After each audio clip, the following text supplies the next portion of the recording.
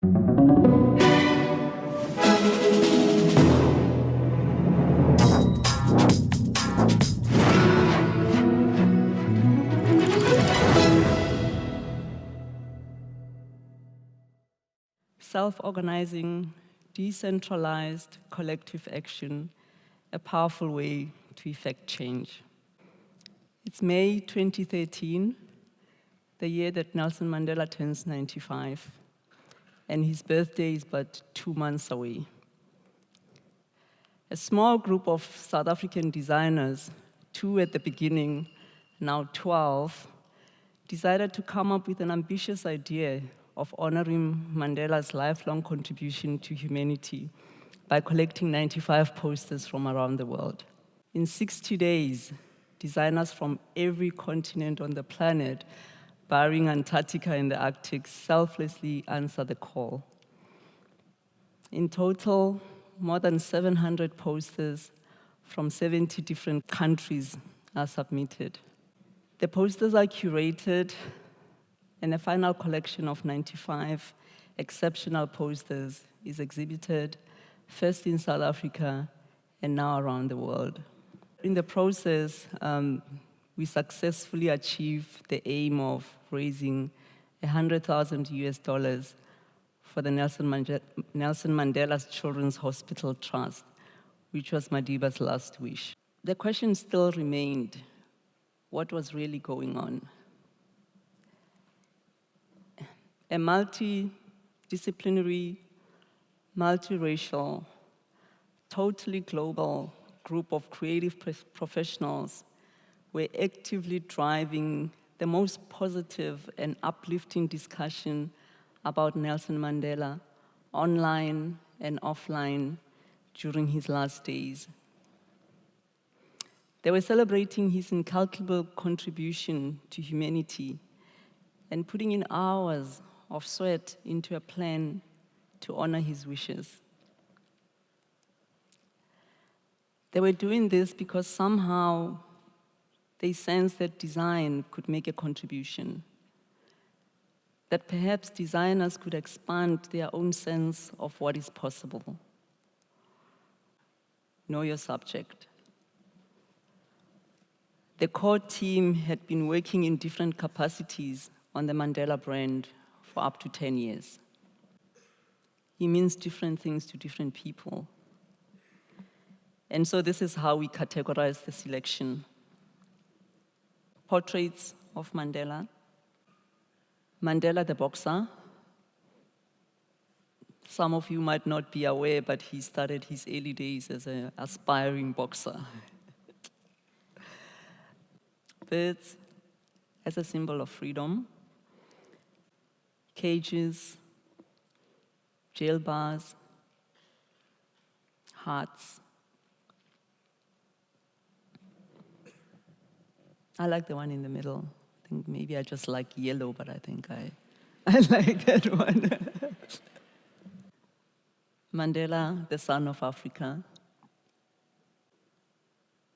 Hands and fists as symbols of solidarity. The many names of Mandela. The one in the middle was designed by a Canadian designer, Marian Banchis, and she titled it Mandela Mandalas. Mandela's life in words and images. I like the one in the middle. It says, in my country, we go to prison first and then become president. Mandela's values. The next consideration for us, or at least the lesson that we learned, was go big or go home. You know, there's so much going on in the world that whatever you do, you have to make an impact. The exhibition was launched on the evening of July 17th at the University of Pretoria, which is the day before Nelson Mandela's birthday. The event was attended by just under 200 people, most of them from government, ambassadors, the chairperson of the Nelson Mandela's Children's Fund, CEOs from the different foundations that he supported, design professionals, some of the South African designers who made a contribution to the collection, ambassadors from different countries, and media. And I guess if you're going to do a project on a large scale, you have to really do it like you're doing it for TV. To date, which is 7-8 months since the launch, the project has received more than 300 media mentions, all sorts of traditional media ranging from TV, print, radio, to online publications, magazines. Different people started calling, asking if they could showcase the exhibition in their cities. And to date, the exhibition has been seen by just over 40,000 people. And I guess after this week, we'll add a few more thousand to that number. The collection has served as an inspiration for the academic world. We've had talks, case studies written on the collection, textbook entries, academic papers. And for us, we're just amazed at what started off as a simple call to celebrate one man's 95th birthday has become a global collaboration in all sorts of areas, some of which we did not expect. If we go back to what we really wanted to achieve, for us, the task was really simple. Collect 95 posters from around the world, sell the collection for $100,000 and contribute the money to the Nelson Mandela Children's Hospital. And I think we did achieve that task. But something else was happening because people kept asking, why? Why would you do this?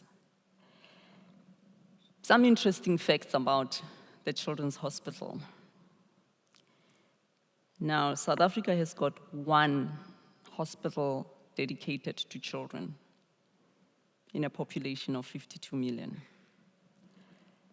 If you contrast that with Australia, where you have 19 hospitals dedicated to children for a population just under half of what South Africa has. The picture looks even bleak if you look at the African continent. Currently, there are only 4 children's hospitals for a population of 1 billion. One in Cape Town in South Africa, one in Nairobi in Kenya, and 2 in Cairo in Egypt. And for us, the little contribution that we made to possibly the 5th hospital that will be built for the continent will at least add one more facility for the children of the continent. But you might be asking yourself, what does this have to do with me? You know, there are governments and non-governmental organizations whose job it is to worry about such things. As creatives, our jobs are really to make cool stuff and win awards. What if you're wrong? For us, the Mandela Poster Project proves that creativity and design specifically can play a central role in solving some of the challenges that elude us. And we don't even have to stop doing the cool stuff to make it do that. But I know that you guys know that. But the thing is, while we all care about making the world a better place, the size of the task can be overwhelming. The question is often asked, how do you eat an elephant? And the answer comes back, one bite at a time. But we all know that's hard to do. And it might actually turn out to be a health hazard. So, to quote one of our TEDx speakers in Johannesburg, says, the only way to eat an elephant is to get a hungry animals around the carcass. And you need to ensure that you have many different kinds of animals that do different things. It's not going to work if you only have lions. You need a few lions to bite through the thick skin. You equally need hyenas to pick up the bones. You need vultures to take away the meat. And you need jackals to come up and clean up once everyone is done. A collective approach will always make the task doable. Here's an undisputable fact. Apartheid was the elephant of Mandela's time. He organized the whole world to help him eat that elephant. My question to you is, what is the elephant of our time?